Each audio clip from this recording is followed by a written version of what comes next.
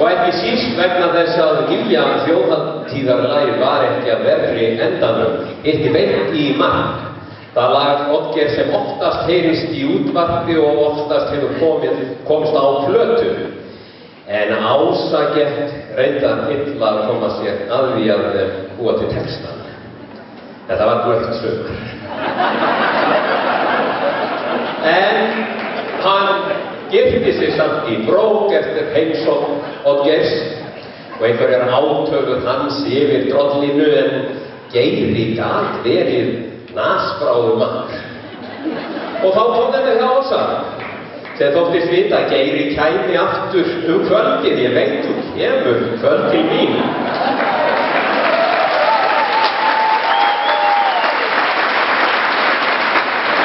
En ég selði þetta í dýrarinn en ég keypti það. Maður á aldrei að skemma góða sögur með sannleikanum.